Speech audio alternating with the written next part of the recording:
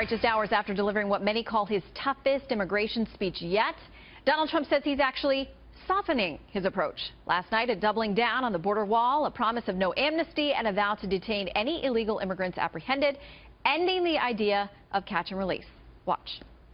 We will build a great wall along the southern border, and Mexico will pay for the wall. There will be no amnesty. Our message to the world will be this: you cannot obtain legal status or become a citizen of the United States by illegally entering our country. Can't do it. While Trump's speech sounded good to a lot of his supporters, the language was an issue from some of Trump's own Hispanic outreach team. They were apparently expecting a different message because reports started circulating just hours after the speech that 3 from this group stepped down. Here's RNC Chair Reince Priebus earlier tonight. Well, I think there may have been one person that was on one of the committees that may not be. We do know, Reince, that at least three members of this Hispanic Outreach Advisory Council have told us that they've stepped down. Did his campaign consult with your Office of Hispanic Outreach ahead of the speech? Listen, they communicate all the time. I mean, I'm not tracking Wolf every communication and email that comes in and out of the building, but we have a good relationship. It's a solid relationship between both our Hispanic engagement operation and Donald Trump. Joining me now, 2 men potentially rethinking their Trump support.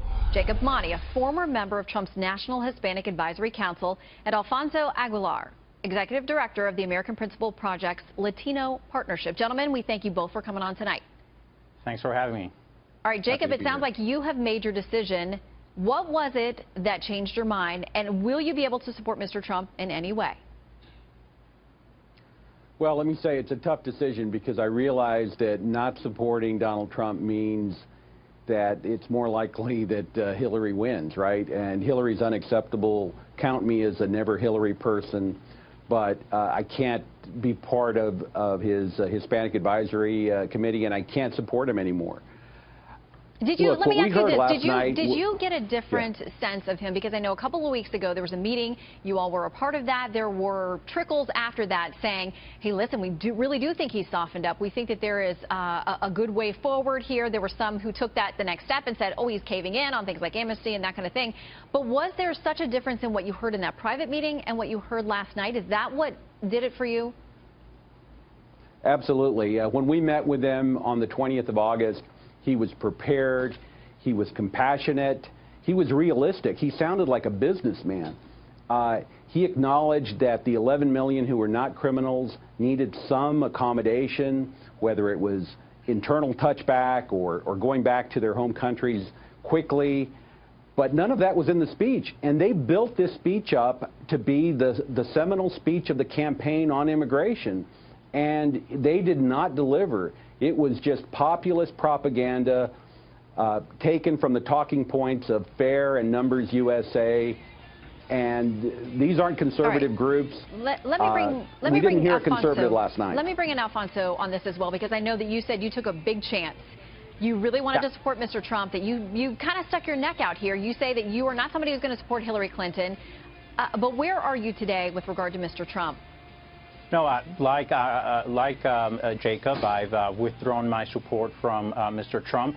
I wanted to support him. I mean, Hillary Clinton, for me, is not an alternative. She will be disastrous for this country. I'm concerned about the future of the Supreme Court. I'm concerned about our economy. I'm concerned about the dignity of the human person, the right to life.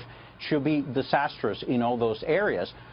So we wanted to support Mr. Trump, and we were hoping that he would move to the center on immigration. And it's not only that he was telling different people privately that he wanted to support some form of a path to legal status. Publicly, he was saying that. He said that he wanted to treat undocumented immigrants in a more compassionate and humane way. And remember, in Town Hall with Sean Hannity, he did say he was softening. And he did say that those people who are good and hardworking people who are here without documents, that we should find a way to regularize them inside the country.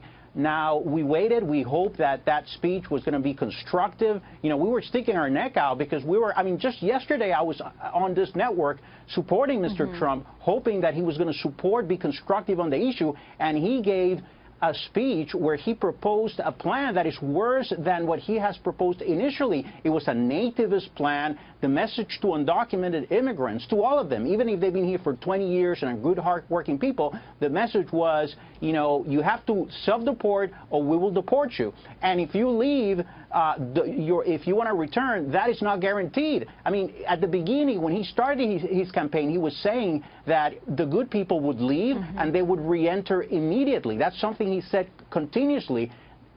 Even that is off the table right now. So at this point, I just can't support him. All right. Alfonso and Jacob, we thank you both for sharing your perspective with us. We appreciate it. Thank you.